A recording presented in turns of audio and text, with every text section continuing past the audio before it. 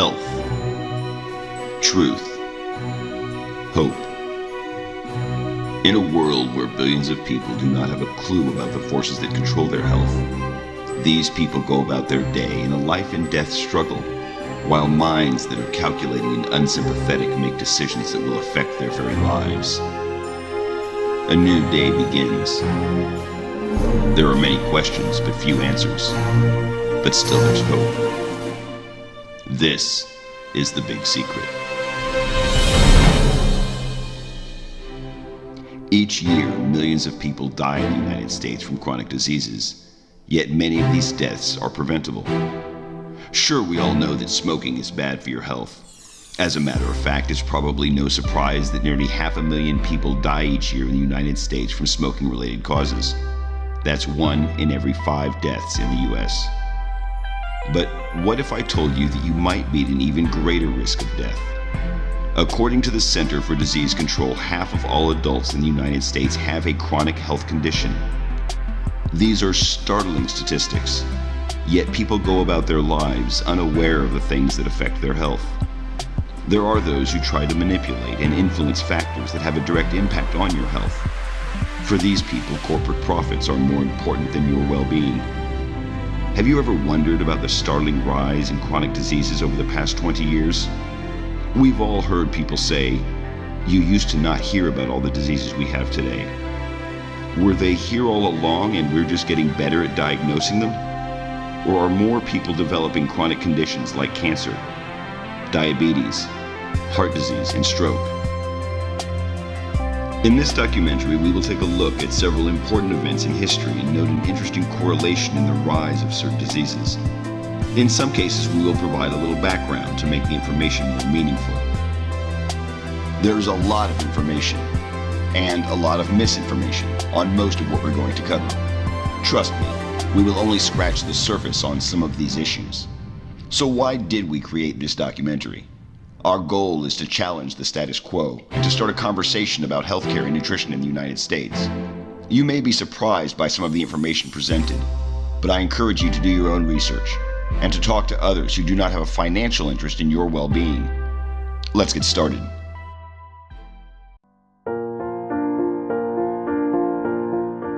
Man, how do I take a positive spin on the fact that we're being murdered? I know this is depressing, but it's also very important. I know, and it is. It's really depressing, but people need to know this stuff. You know, I grew up, I was never interested in nutrition. I didn't know anything about it. You know, I ate McDonald's all the time and microwave meals, and I mean, I had no idea. You know, I didn't care at all about nutrition. And I was in college. I was probably sitting there drinking a Coke and eating Cheez-Its, and I was taking a cell biology class. And so we're like learning about the cell and DNA replication, and I mean, it's just like fascinating. And the professor, as he's explaining all this stuff, I'm doing all this research, I had this little like aha moment or whatever about nutrition and processed foods, and I ended up writing my senior thesis paper, was on that topic.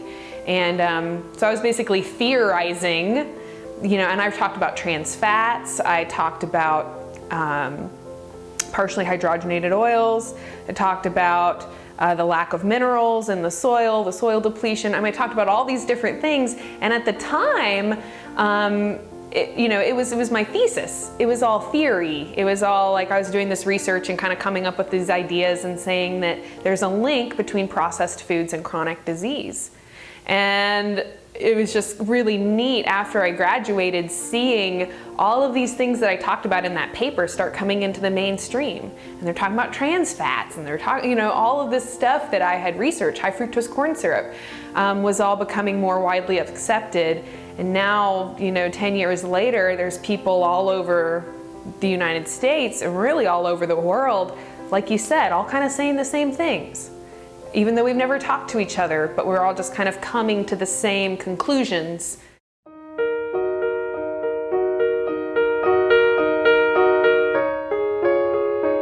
John D. Rockefeller was born July 8, 1839 in Richford, New York. His father, William A. Rockefeller, was a doctor who claimed that he could cure cancers and charged up to $25 per treatment. He was gone for months at a time and would return to his family with substantial sums of cash. In 1865, at the age of 24, Rockefeller bought an existing oil company and gained complete control of the business. Rockefeller was convinced that oil would soon be very profitable. He immediately moved to expand his business by taking over smaller oil companies, thus forming a cartel with the power to control oil production and delivery in the United States. That's a quick lesson on how John D. Rockefeller became the richest man in the world. At the beginning of the 20th century, the Rockefeller Foundation turned its attention to the acquisition of pharmaceutical companies. They started buying them up in order to profit from their patented drugs. However, in 1912, vitamins were discovered and we began the long process of understanding their health benefits. Keep in mind that by today's standards, the practice of modern medicine was in its infancy. These pharmaceutical companies had developed and patented drugs to treat a variety of common ailments. According to the National Center for Biotechnology Information, doctors soon recognized scurvy, beriberi, rickets, and other conditions as specific vitamin deficiencies rather than diseases. Unfortunately for pharmaceutical companies, vitamins cannot be patented. Now, the pharmaceutical cartels were faced with a dilemma. How do you promote the sale of extremely profitable patented drugs over natural remedies like vitamins? The answer? You find a way to control doctors and influence what they prescribe. You might think that this sounds like some sort of a science fiction movie, but that's exactly what happened in the United States. Slowly and methodically, medical practices moved to a profit-driven system promoting pharmaceutical drug sales and profitable surgery over curative medical practices. Basically, the long-term management of diseases was found to be more profitable than efforts to cure diseases. In the early 1900s, there were a number of substandard medical schools in the U.S. that taught some rather questionable medical practices, such as electrotherapy. Many of these schools offered limited training and medical degrees that were really not worth the paper on which they were written. In 1910, the Carnegie Foundation decided to focus on reforming healthcare and commissioned Abraham Flexner to study medical schools in the United States. You may be surprised to learn that Flexner had no medical training. Rather, he was one of the country's leading educators. The Carnegie Foundation gave him a unique perspective from which to study the healthcare industry. During his research, Flexner visited every medical school in the U.S. The results forever changed medicine in this country. The Flexner Report, as it was to become known, was published in 1910. In it, he criticized most of the 155 medical schools in the U.S. and called for higher standards, more hands-on clinical work, and more research. That, in and of itself, was a good thing, and at first glance you might think that we're better off today because of his findings. Well, in many ways we are, but let's dig a little deeper. The Rockefeller Foundation seized this opportunity to promote their own agenda. They used their influence to help pass legislation putting the American Medical Association, a private institution, in charge of overseeing medical training and practice. And how exactly did they do that? Well, some things never change. Just like today, they used campaign donations and lobbyists to further their agenda. In exchange for large campaign contributions, legislators gave the Rockefellers just what they wanted: the AMA in charge of medicine in the U.S. Unfortunately, the AMA was also heavily influenced by the Rockefeller Foundation, which, as you remember, was looking for a way to promote their patented drugs. Consequently, the AMA promoted allopathic medicine to the point that it became the only approved form of medicine taught in the U.S. Consequently, doctors began prescribing the Rockefeller Foundation's patented medicines to manage, not cure, illnesses and diseases. As a result of the Flexner Report and the newfound authority of the AMA, medical schools were under intense pressure to conform to the wishes of the Rockefeller Foundation. As I mentioned a moment ago, in some cases that reform was badly needed. However, other forms of medicine quickly became outdated and were labeled accordingly. The Rockefeller Foundation began awarding large grants to medical schools that taught allopathic medicine. Schools that still embraced alternative forms of medicine could not compete financially and were forced to close. In the end, half of the medical schools in the U.S. were closed. You're listening to The Corbett Report. CorbettReport.com.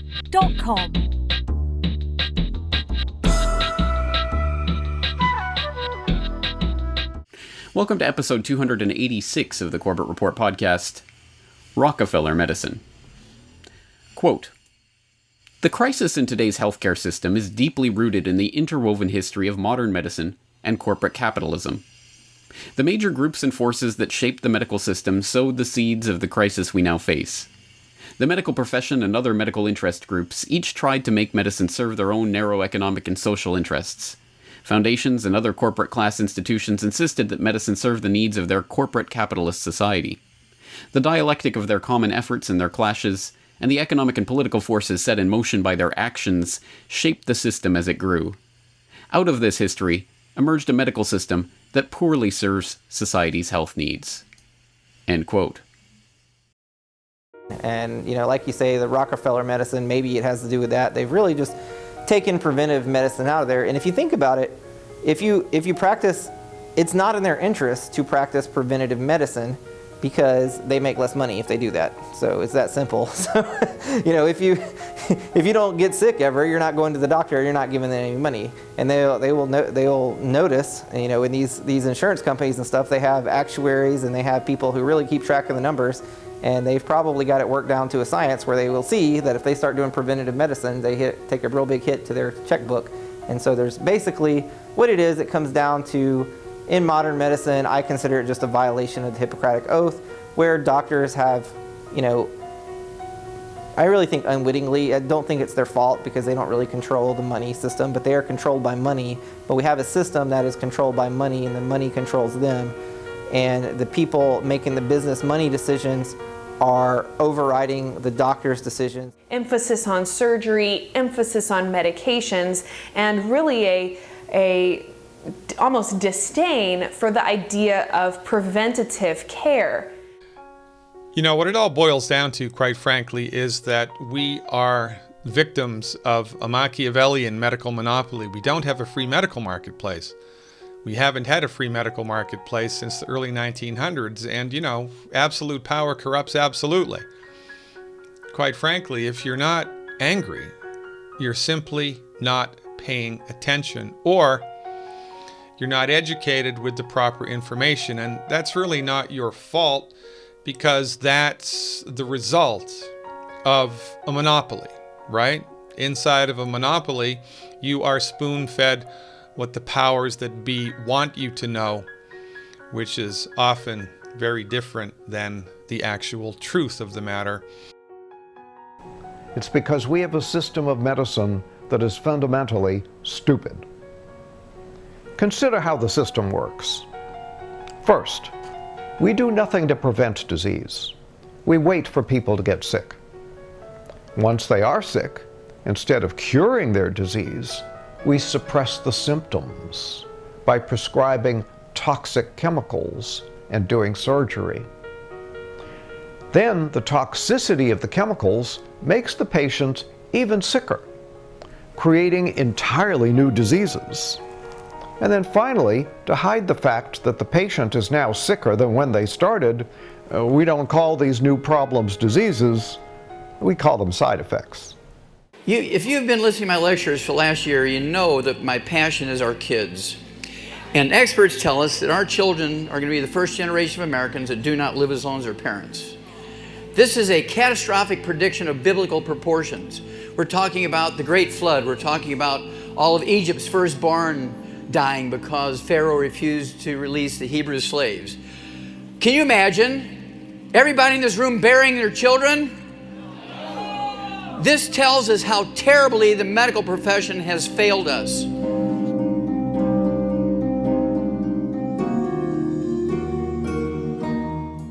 Millions of people have been prescribed a class of drugs called statins. These drugs are supposed to lower cholesterol and thereby prevent heart attacks. Well, first of all, do they lower cholesterol? And the answer is yeah, they lower cholesterol.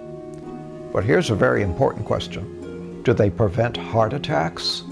No, they don't. Are they safe? No, they aren't.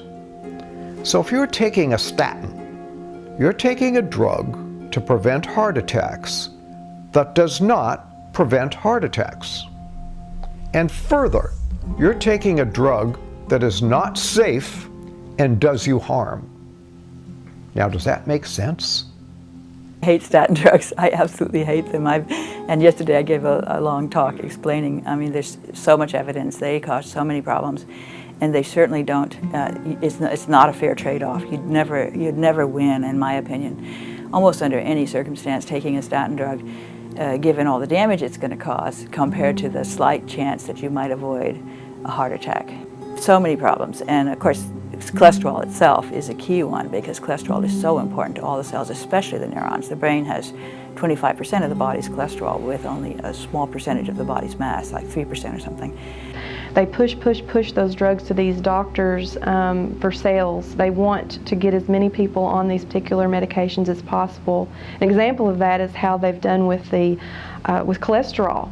How used to a healthy cholesterol was one level, and it was, as long as you were that level, it was perfectly fine. Well, they kept lowering the standard, but lowering the, oh, well, if your cholesterol is that, then, oh, you need a statin.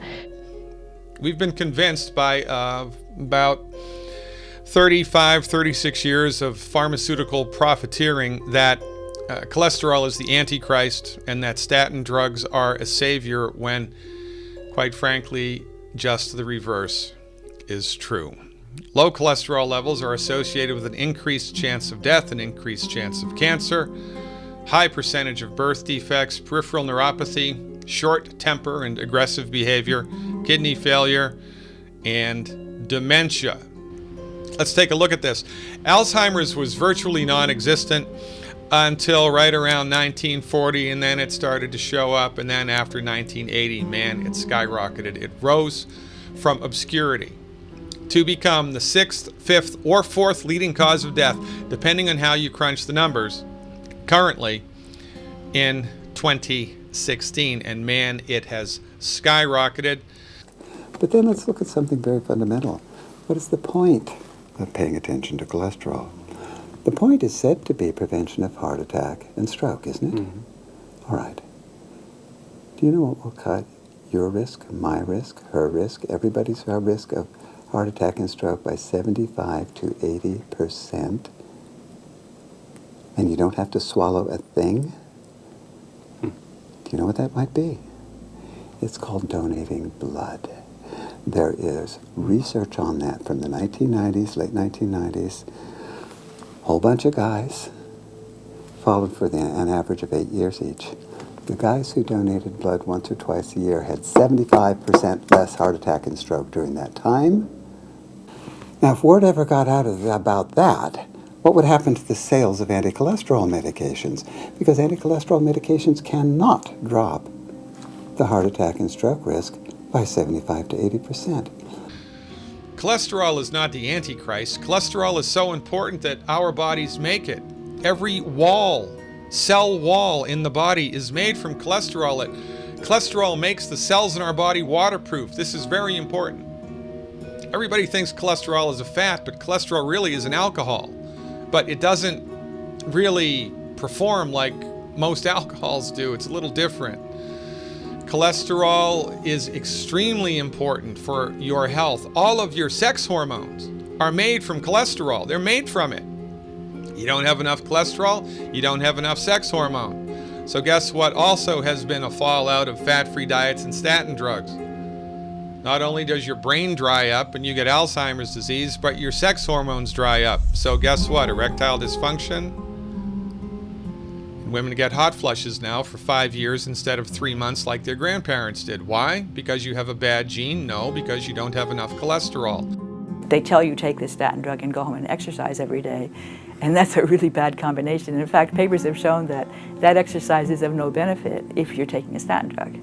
But if you aren't taking a statin drug, then the exercise is good for you, So it basically derails your opportunity to improve yourself through these other things that are known to be beneficial. They're no longer beneficial because of the statin. How many of you heard of Alzheimer's disease? It's a physician-caused disease. Mark my words, in the next 2 years, maybe even next week, it'll pop up in the newspaper. There's more than enough information to prove that it's a physician-caused disease.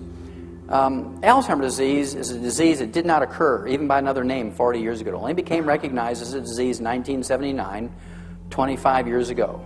Today it's the number 4 killer of adults over the age of 65. If you listen to your doctor and you give up eggs and eat egg beaters, if you give up butter and eat margarine, if you rip the chicken skin off your chicken before you eat it, you eat tofu instead of red meat, the odds are you're going to get what? Alzheimer's disease. It fascinates me that they've been able to do this incredible sales, tactic to convince all the doctors and all the patients that, oh my God, I have to take this drug. And when you look at statistical, I'm always looking at correlations. Fascinatingly enough, if you look at the correlation over time from hospital discharge data that are maintained by the US CDC over time of high cholesterol or high LDL, LDL's going up exactly in step with glyphosate usage on corn and soy crops. So I think glyphosate is causing our problem that we have now with too much cholesterol in our blood. And it's not going up. If you look at heart attack, it's completely unrelated. It's like doing something completely different from what the cholesterol's doing. So here they say, oh yeah, high cholesterol correlated, heart attack. It's not true. The high cholesterol is not correlated with a heart attack. So the cholesterol-centric idea of reducing heart disease is really misleading. And I'll show you some data in a few minutes that if you look at your cholesterol level and you treat it with a statin, 50 to 75% of you still have a heart attack. And we can reduce that, if we did the right things, to 70 to 80%. So we have reached a limit in our ability to reduce cardiovascular disease based on our present medical treatments. We are a pharmacologically driven country. We are not a preventative medicine country. So here is the big picture. If you have all these insults out there in your environment floating around, and there's infinite numbers of insults. You can pick anything you want to. Pollution in the air, bad water, pesticides in your food, organocides, or any of these risk factors, heavy metal toxicity. Pick anything you want. That's an insult. Those are infinite. Those infinite insults attack your artery. Your blood vessel then says, okay, I'm going to do what I'm supposed to do. I'm going to defend myself from this insult. So it mounts a defensive attack. You have inflamed arteries and an inflamed heart. And there's 400 reasons for that. Here's what this really says. A lot of vegetables, a lot of colors, a lot of good fruit, a lot of spices. Organic, in my opinion, is very important. I know it's expensive, but let me tell you, if you knew it was in our food supply and our water supply, you'd be scared to death. And I know, unfortunately, so I'm scared. Alzheimer's disease has long been believed to be irreversible, but that might finally be about to change, thanks to the work of Dr. Dale Bredesen, whose patients showed subjective memory improvement within 3 to 6 months of treatment. Dr. Bredesen believes that Alzheimer's disease is caused by numerous factors. Okay, so this is a very exciting time because we're witnessing the first reversals of cognitive decline in early Alzheimer's disease and pre-Alzheimer's conditions like MCI and SCI. So this is an exciting time where we're able to do things that we weren't able to do before. And one of the things that we suggest to people is because when you look at what actually drives Alzheimer's disease at the molecular level, what you find is that there are dozens of contributors. And so we usually tell people, imagine you have a roof with 36 holes in it. You're not going to just cover one hole, you're going to cover as many as you can to get the best result. So if you wanted to go out and give yourself Alzheimer's disease, then you can actually produce the biochemistry of Alzheimer's disease relatively quickly. So you would go out and you would do everything wrong. You would eat a lot of trans fats, you would eat a lot of sugar, you would not take in a lot of fiber, for example. You would stay up all night, you would not get much sleep, you would have a tremendous amount of stress. You would get a chronic inflammation, so many ways to do that. Expose yourself to various organisms or eating sugar, trans fats, these sorts of things. You wouldn't want to eat vegetables and things that actually were rich with antioxidants. So all of those things would help you to drive your own biochemistry toward the biochemistry that's associated with high risk for Alzheimer's disease. And on the other hand, if you wanted to prevent that, you basically run that in reverse. Medical historians in the future will look back on us and wonder how such an advanced society could perpetuate such a colossal blunder. This blunder persists because conventional medicine misunderstands the fundamental laws of biology. Modern industrial medicine treats disease with medication or surgery. When it comes to emergency interventions, this actually works. And we have the best medicine in the world, truly the best medicine in the world when it comes to trauma care and emergency care.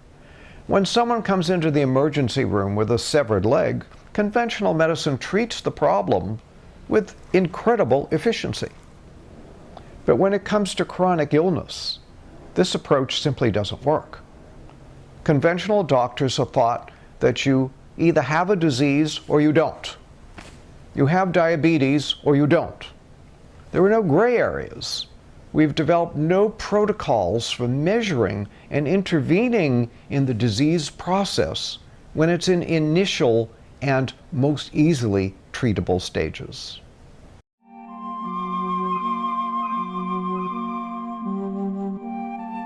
Okay, so this is your prescription medicine case, right? Yes. And you call this your what? My traveling pharmacy. It's your traveling pharmacy. Tell me about what you have to take every day. All right. This row across the top is what I take in the morning. These bottles here are upside down because I take them twice a day. And these I take at night. Once a day at night, once a day, twice a day morning and night, once a day in the morning.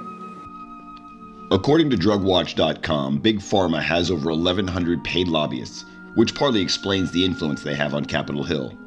From 1998 to 2014, they spent nearly $2.9 billion on lobbying expenses, more than any other industry. The report goes on to talk about the practice of hiring former government workers with valuable connections to gain political clout. The trade group Pharma has more than 50 current or former staff members who once served in the political arena. But the deal is, let's say I'm a doctor and I know this. Let's say I'm a certified mainstream doctor. Okay, I'm an alternative medicine doctor, but just pretend that I am. Let's say I know these great alternative medicine things that can help you, and yet I have this, drug. Okay.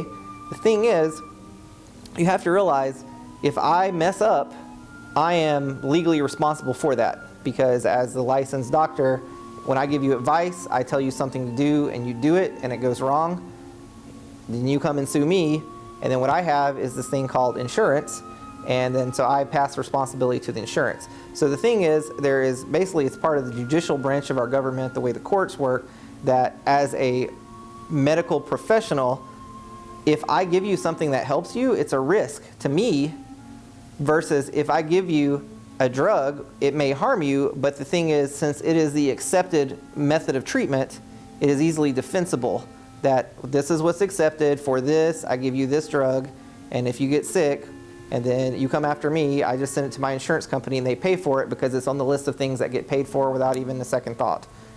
They actually have a lot of control, and I think that is a big secret because we don't have an emphasis on that. We have a big emphasis on diagnosis and treatment with pharmaceuticals, not on prevention. And it's unfortunately the case that much of our education in America is biased by, being filtered through a pharmaceutical lens.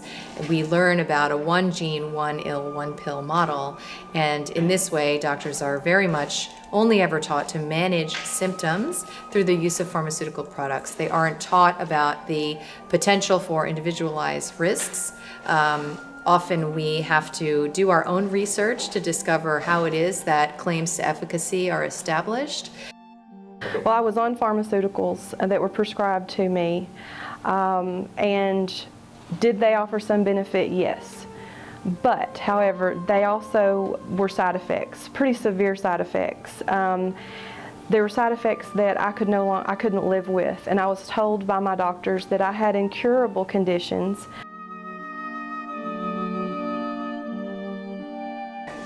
So, They looked at 38 positive trials, and of the 38 positive trials, 37 of them were published.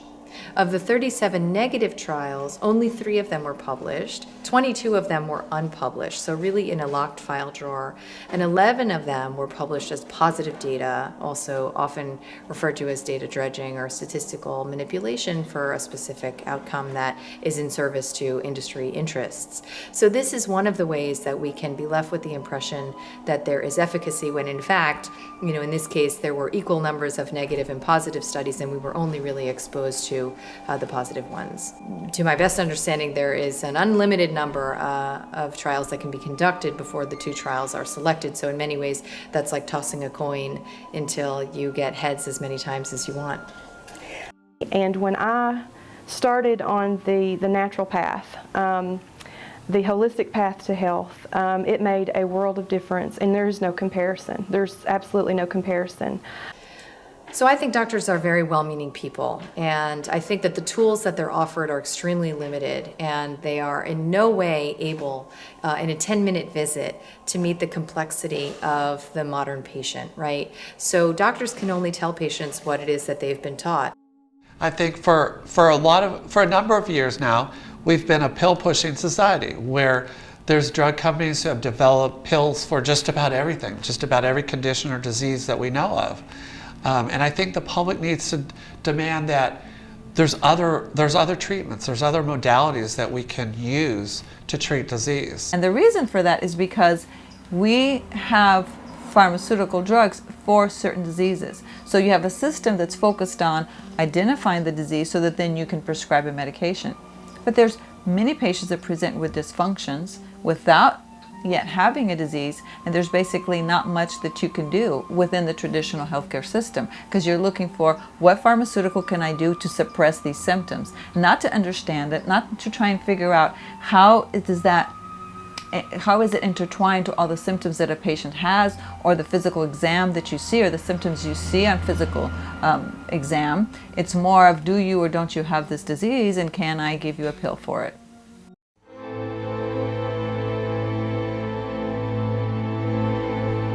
President Nixon's new Secretary of Agriculture, Earl Rusty Butz, was determined to make dramatic changes to the 1930s New Deal farming practices. This was the point where food production in the United States was changed to a method of farming the land without giving it any rest, and the heavy use of synthetic fertilizers. President Nixon placed Butz in the USDA in 1971. At the time, Butz served as a board member for several agribusiness firms. He rejected criticism that these ties might compromise his performance as USDA chief. Earl Butz envisioned an efficient, centralized food system, one that could profitably and cheaply feed the world by creating mountains of subsidized corn and soy. Butz helped create the low-nutrition, fast-food nation in which we now live. If you're anything like me, you can remember sitting at the dinner table and hearing your mother tell you to eat your vegetables. Despite her pleas, most of us weren't listening. NBC News reports that 87% of us do not eat enough vegetables. We're only slightly better at eating fruit. The same report says that only 14% of us eat the recommended amount of fruit each day. But what about the fruit and vegetables that we do eat? A landmark study by Donald Davis and his team of researchers from the University of Texas at Austin's Department of Chemistry and Biochemistry, which was published in December of 2004 in the Journal of the American College of Nutrition. They studied U.S. Department of Agricultural nutritional data from both 1950 and 1999 for 43 different vegetables and fruits, and found reliable declines in the amount of protein, calcium, phosphorus, iron, vitamin B2, and vitamin C over the past half-century. Davis and his colleagues placed the blame on the agricultural practices designed to improve the size, growth rate, and pest resistance of the plants that we eat. Minerals are 66% of your body's nutrient needs. Calcium, sulfur, zinc, magnesium, minerals, right? Only thing about minerals is animals cannot make minerals. Plants cannot make minerals. If plants could make minerals, we could bioengineer lettuce to make gold, we'd all be rich. The only way that minerals get into the body is if they're in the food that we're eating. How do they get into the food? They have to be present in the soil in which the food is grown. So there's calcium and magnesium and zinc in the soil, or not, plus, right, 56 other minerals. There are 60 minerals that we need, which are essential to human health. There's no place in the topsoil that all 60 minerals are present, number one. And number two, when you apply pesticides or herbicides to the plant, not only do those chemicals kill the bugs that are trying to eat the plant, they also kill the bacteria in the soil in which the plant is growing. Why is that a deal? Because in order for the minerals that are in the soil to get into the plant, the bacteria have to pre-digest them. The plants are more deficient, we're more deficient. The more deficient we are, the sicker we get, and this is why everybody's getting sicker. It's because of mineral deficiencies which have been accelerated by agribusiness. These are serious problems, but Mother Nature has a solution. The human body is a self-repairing system. It's designed to keep you fully functional and in good health for a long lifetime, well beyond 100 years. All you have to do is proper maintenance. And to do it right, you have to supply the body with all the nutrients it needs to build a healthy new cell and keep it free of toxins that can interfere with this building process. It's because we're not doing this right that we're aging so rapidly and so needlessly.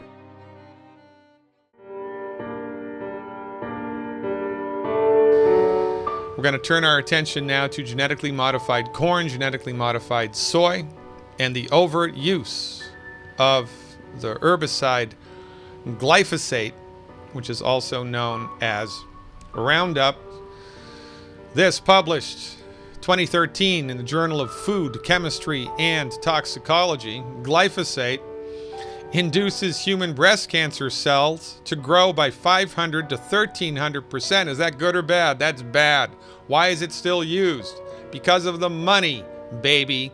That's the thing about seed wheat. You used to save seed for next year or buy just some generic seed at the seed store for planting.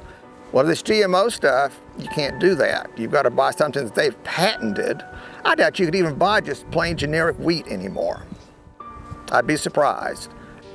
As we use more and more herbicides like glyphosate, Salmonella and E. coli get stronger, more resistant to antibiotics. Is this good or bad? This is bad. Why is it still done? Follow the money, baby. It's sort of like a type of environmental pollution, genetically modified plants and fish, because if they get out into the wild, these non-natural genes can spread laterally and have unknown effects in both populations in the wild as well as the person eating it. On this particular chart, the green line is the trend before the use of genetically modified corn and soy and before the use of glyphosate. The red line is glyphosate use, and the blue line is genetically engineered corn and soy growth, and you can see a direct relationship between GMO corn and soy production and the use of glyphosate with the incidence of liver and bile duct cancer. I remember when Roundup was invented, it was the greatest thing ever because it killed everything. And then they figured out how they could make plants that the Roundup didn't kill, but it killed everything else. So no more hoeing weeds in the cotton field and no more weeds in your wheat patch. If you have a field, and if you plant something in your field and it spreads over to my field and I don't want it in my field, but just naturally from the wind, that's an environmental hazard, okay? You just contaminated my field with your environmental hazard. You should be liable for cleaning up the damage in my field. And if you plant a crop and some of that seed blows into your neighbor's pasture or field and comes up, Monsanto's pissed. Thyroid cancer. Look at the green line here is the trend before glyphosate, before genetically modified corn and soy. See a difference? Ladies and gentlemen, this isn't rocket science. This is published research and is evidence of the unbelievable sweep, power, and control that agribusiness has. Your body does not health of your body does not matter to these organizations. They are criminal in my mind. Well, I used to hear this, that food's not as nutritious as it used to be, and I thought that was just bull. But you think about it, with the way we're fertilizing and rushing things, and the way the food tastes today, it's not surprising to me that the food's not as nutritious. I found out I had to take a multivitamin every day, otherwise I come up with all kinds of little problems from lack of essential minerals. And doctors say that's nuts, but I'll swear by it. If I don't take my vitamins, I get canker sores and things. I take my vitamins, I don't. And you really don't know what's going to happen, but the problem is what could potentially happen. The worst thing that could potentially happen is you could create, something like the bubonic plague or something that just spreads and kills all the crops or just poisons people en masse. I mean, there's a very dark side that could accidentally happen. It's going to be a disaster in time. It's just a matter of time. They're basically destroying the soil bacteria, depleting the minerals in the soil. Because of the pesticide, the herbicide in particular is something I've really zeroed in on, and this concept of engineering a plant to be resistant to an herbicide that otherwise kills all plants, and doing that by inserting a bacterial gene. I mean, first of all, that's extremely not natural. But what's worse than that is that now you can just indiscriminately spray the chemical on the plant, and the plant soaks it up and doesn't die, and so it ends up in the food chain. So I think that is a really serious problem, particularly when it's combined with the concept that the herbicide is harmless to humans. So when you believe it's harmless to humans, you're careless with it, and you end up with a lot of it in the food that you don't look for, and then people are getting slowly poisoned and they don't know it. We are dying slowly here, while we have given complete, utter, and total control of the medical marketplace to the MDs, and complete, utter, and total control of the production of food to international agribusiness conglomerates. It's time we all collectively snapped out of it and woke up.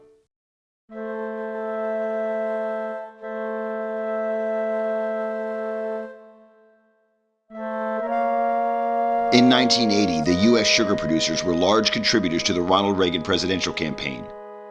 After the election, Reagan appointed John Roosling Bloch as his new agriculture secretary. With his new position, Bloch stopped the import of sugar and limited domestic sugar production, thus creating an artificial shortage of sugar. As a result, the sugar growers in the United States made a lot of money because sugar prices went to an all-time high. The cost of sugar in the United States was 21 cents a pound, as compared to the world cost of 4 cents a pound. As a result, the soda manufacturers had a very difficult time making a profit and switched to the much lower priced high fructose corn syrup. Corn costs very little in the United States because it is government subsidized. You go back to 1974, sugar prices were at the highest they'd ever been at 57 cents a pound, but then by 1978, they were down to 8 cents a pound. And so that volatility really, I think, spurred the FDA on, to make these restrictions in 1981, and by giving loans to the sugar producers. The rise in obesity and fatty liver and diabetes has just skyrocketed.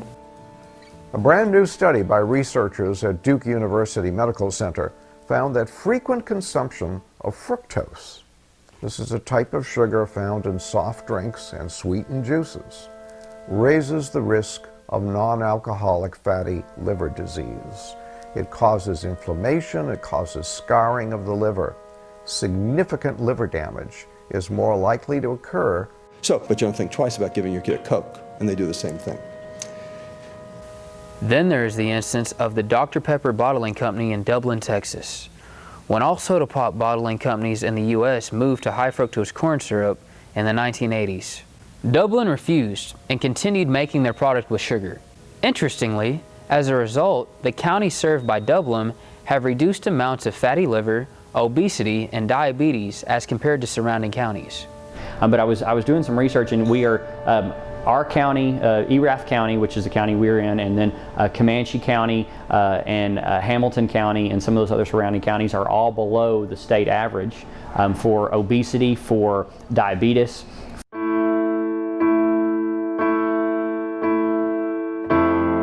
Fluoridation of the drinking water supply is done to get rid of the toxic waste hexafluorosilicic acid from the smokestack scrubbers of aluminum and fertilizer factories. This practice has caused cancer and brain damage for almost 50 years. The aluminum and fertilizer industries would have to pay a fortune to dispose of the hexafluorosilicic acid if it were not for the municipal water fluoridation. Research done by Harvard University showed that municipal water fluoridation damages the brains of children, causing them to have lower IQs, sometimes by as much as 10 points. CDC, OSHA, and other government agencies classify fluoride as a very dangerous toxic substance. Fluoride is a carcinogen, and the fluoride from aluminum and fertilizer plants also has mercury and other dangerous toxins in it. Dr. Dean Burke of the National Cancer Institute said, "Fluoridation is a form of public mass murder." And he also said, "In point of fact, fluoride causes more human cancer death and causes it faster than any other chemical." So the honest answer is that the ADA is probably the biggest political machine in the US, spends the most money on lobbying, is able to hoodwink most of the organizations and the health organizations in the US, including the CDC, the FDA, and the EPA, into allowing water fluoridation. And the aluminum industry basically hasn't had to do anything because the ADA has stepped in and kind of carried it as its baby, as its football. The thing is, in chemistry, when you have waste, it's easy just to pour things down your sink. That doesn't cost anything, but you have to pay a lot more money to dispose of it as a hazardous chemical. So, a lot of people try to take shortcuts by just dumping their waste right into the water supply. And so that's basically what they're getting away with as far as putting that into the water. And then it's even better if then they can convince municipalities that, hey, this is a good thing, you need fluoride in your water. So fluoride specifically competes with iodine on the physiologic level. So iodine is necessary for the production of thyroid hormone, and this is why theoretically it can be an endocrine disruptor. So fluoride in the water is another prime example, like high fructose corn syrup, right? How the establishment has purposefully hijacked people's health and well-being. Right? Fluoride has been proven scientifically for a long time to be a neurotoxin. Right? It's a freaking neurotoxin. Well, here are 5 of the studies in the Choi review. This is their table, or part of it, and these were all statistically significant. You can see all the drops of IQ there, and those are the levels of fluoride in the high fluoride village. Once you've got these studies showing lowering of IQ at these concentrations, there is no margin of safety to protect all our kids from having their mental development impaired by drinking fluoridated water. And that's particularly true of bottle-fed infants at the very beginning when their brains are developing. But basically IQ follows a normal distribution curve, the bell-shaped curve. The bell, the heart of the bell is the average. Most people have an average if you're looking at height, weight, but look at the 2 tails of this bell-shaped curve. And the green, the area under the curve, that's the number of kids above an IQ of about 130. Those kids are very bright or geniuses. Now at this end of the curve, the magenta is that area under the curve is the fraction of the population which is mentally handicapped. Now, if you were to shift downwards by 5 IQ points, the average would drop from 100 to 95. But look what this shift does to the 2 tails. It halves the number of geniuses in your society, and it doubles the number of mentally handicapped. And I don't think I need to say much to convince you that this would have huge social ramifications and economic ramifications. And I think as we know that fluoride incorporates into the body and we're only excreting about half of it, it can certainly go to other organs in the body besides the kidney because it's going to get circulated in the blood. Fluoride is a neurotoxin with damaging effects to our brain when it is ingested. It is incredibly crucial that we differentiate between topical fluoride and systemic fluoride, which would be ingesting it in the form of our water. So when we look at the case of babies, for instance, and formula, it is recommended that you do not use fluoridated water in baby formulas. Now, what are the chances that every single person, every parent on the planet knows that they need to have a fluoride filter for their water that they use to make formula for their babies? It makes people more dependent, it makes people weaker. There's actually plenty of studies that have shown, because it's a neurotoxin, it lowers people's will, it lowers people's like questioning, it lowers people's like thinking and creativity and all the stuff that sort of, like raises them up. It keeps you down, it's a freaking neurotoxin. And here's the thing, is that it's sort of like this rabbit hole, or this crumbling effect, because once you start to realize that there's actually way better solutions for health than what the doctors tell you, right? And then it's almost like, oh my God, like the whole world sort of turns upside down.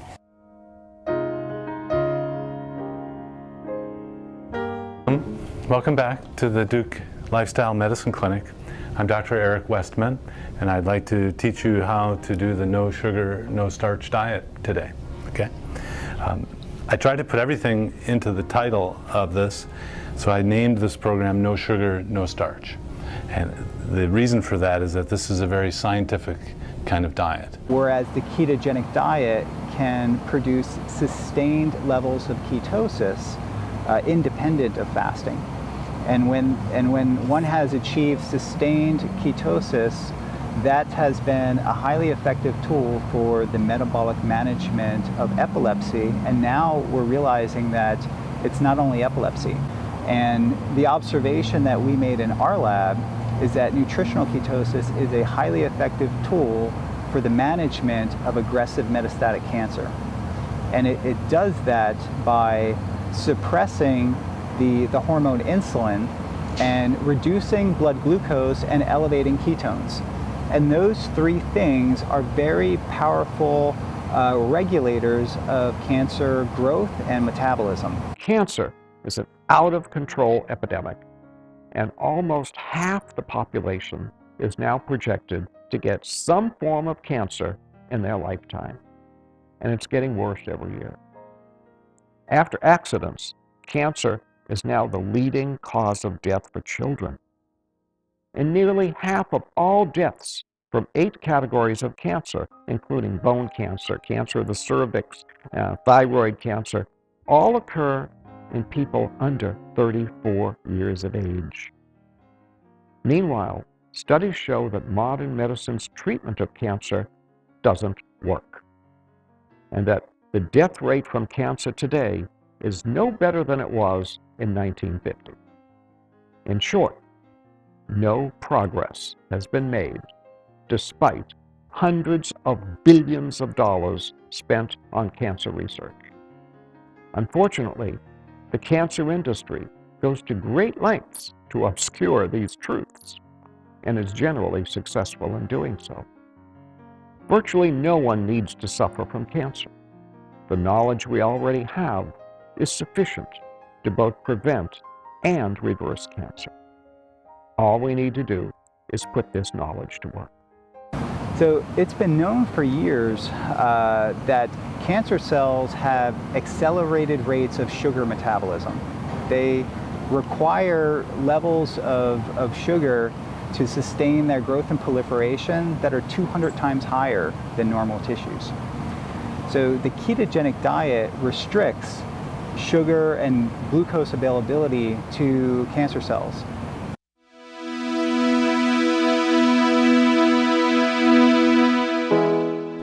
When a human being is nutritionally deficient, you'll go to Olive Garden, you'll chow down 3,000 calories in a heartbeat, and then you go home and 3 hours later you're hungry again. But your medical doctor has a cure for that. They cut your stomach out. Gastric bypass surgery. Or they'll wrap a belt around your stomach and strangle it, make it smaller. Lap band surgery. Oh, that's a good idea. Or they'll give you antidepressants. Remember, pharmaceutical centrists, surgical centrists, therapeutics, the intention of which are not to cure anything.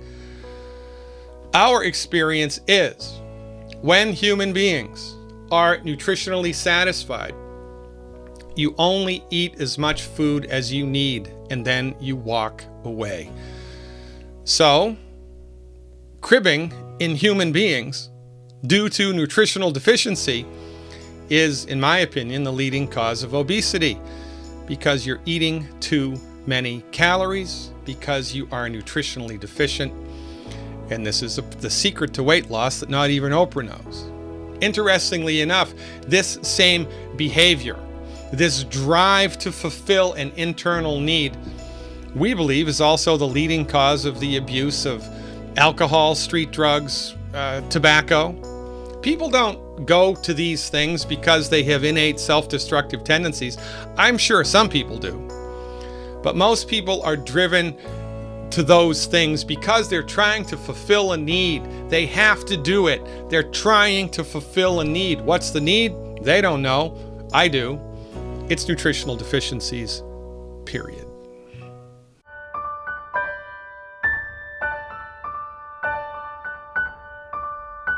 Numerous scientific studies have shown that religiously observant people in the United States live longer than the non-faithful, regardless of which religion they practice. Regular religious attendance can increase life expectancy by 1.8 to 3.1 years. There have even been certain cases where religious faith has cured disease when standard medical practice could not. A human being is a spiritual entity having a physical experience. What happens to the physical body at the moment of death? Well, it starts to decay. Why? Because the soul is gone, the spirit is gone, the key is gone, the vital force. Call it what you want. Elvis has left the building. Had circumstances been a little different, it wouldn't be me pushing the wheelchair today.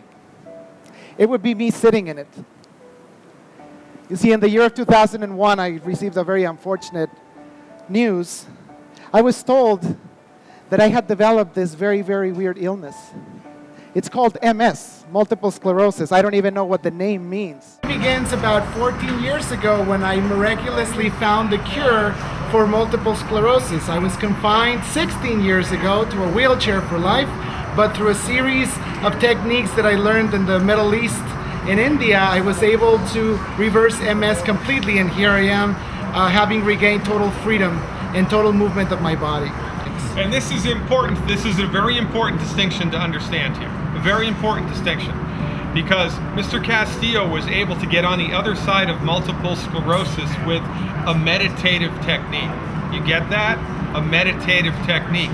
Hi, I'm Pastor Bob Barker of Crossroads Community Church here in Uptown Dallas. Several years ago, back to 1995, I, because I'm a public speaker, went to a plastic surgeon because I had a little something on my forehead that needed to be taken off. It bothered me, it didn't bother anyone else.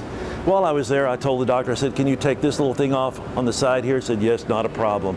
Then I showed him a place on my knee, and it was the way he said it. He said, that's coming off.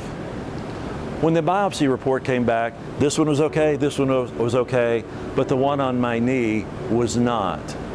He said, you know, I'm not going to pull any punches with you because we really don't have time. He said, I've already made an appointment for you at Texas Oncology at Presbyterian Hospital. And I waited and waited and waited, and finally the doctor came in. And she was a short little girl, right out of med school, very, very prominent in oncology. And she said, you know, I don't give you very long to live. Well, I told her, I said, you know what, I have 4 daughters. I want to see graduate from high school. I want to see them walk down the aisle. I want to be the one walking down the aisle. I want to see my grandchildren. And she said, well, let's see. She gave me between 6 and 9 months. A year later, when I walked in for my first oncology visit, she was walking, pacing back up in front of the door. She saw me sitting on the exam table, and she kept looking at her report, kept going back and forth. They'd already run all the tests, and she was shocked. She said, you know, I didn't expect to see you here. I said, remember I told you that I would see you? I said, first off, someone that's 5'2", dripping wet, maybe 103 pounds, is not going to tell me I have to die. And I sat in there. She walked back and forth. She had my chart. She walked in and she said, you know, I didn't think I'd see you. I said, I could tell. I could tell. You were really disappointed because you said that I was going to die. And I'm back. I'm back. I was thankful. I was thankful every year when they did the blood work and they did the scans, that there was nothing. When they took the baseline, Shauna, there had been no change. She said, "What's wrong?" She said, "I was messing up her whole thing." I said, "I wasn't doing it." I said, "But I know somebody that was." And she kept saying, "Well, I know about that PMA." I said, "This can't be positive mental attitude, because I cannot positively change my body chemistry with my mind. But I know somebody who can." And I was thankful. I was thankful. Blue zones are places on the earth where people have been statistically proven to live longer. One of the components to all those blue zones is they have faith.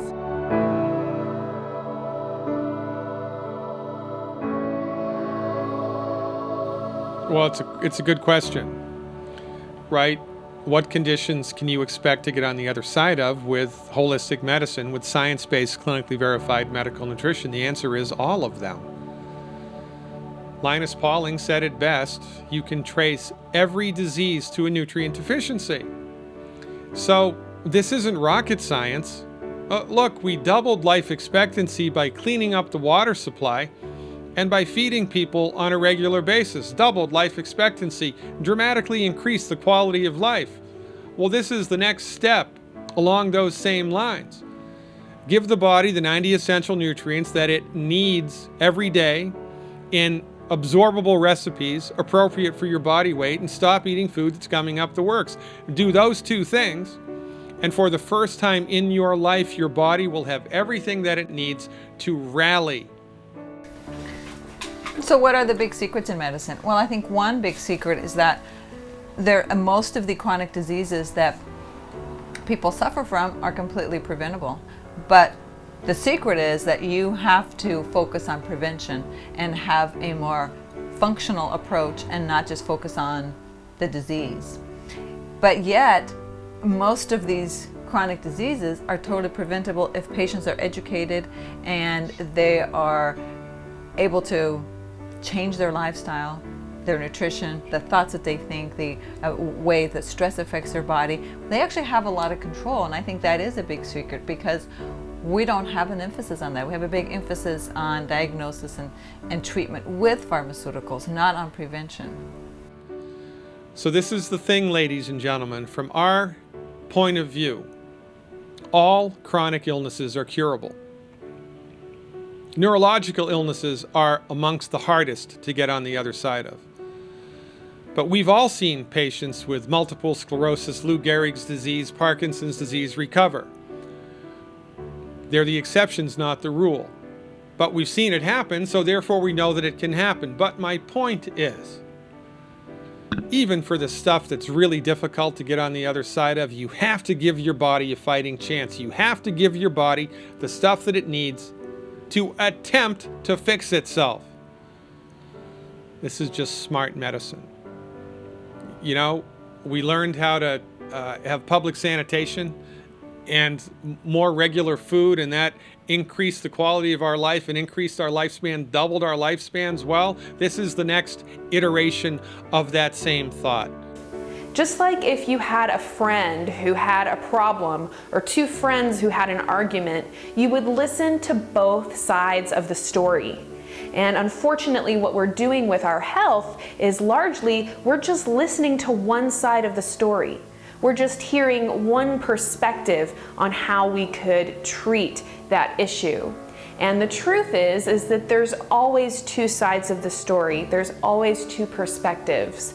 So this tip is about recognizing that you have the power, you have the intelligence, you have everything that you need to be able to go and make a decision for yourself.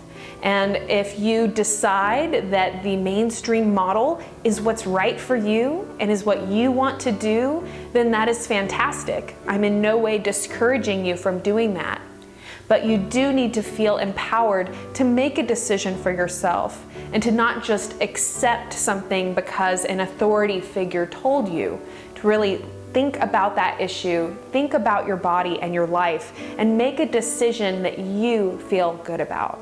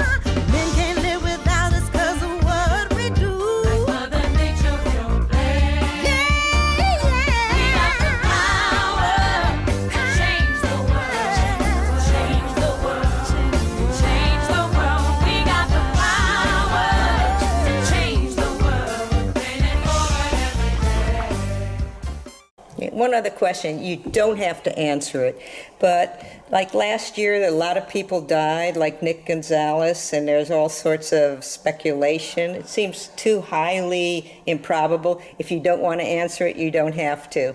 I appreciate it. I'm not going to. I'm not sure I want to answer that.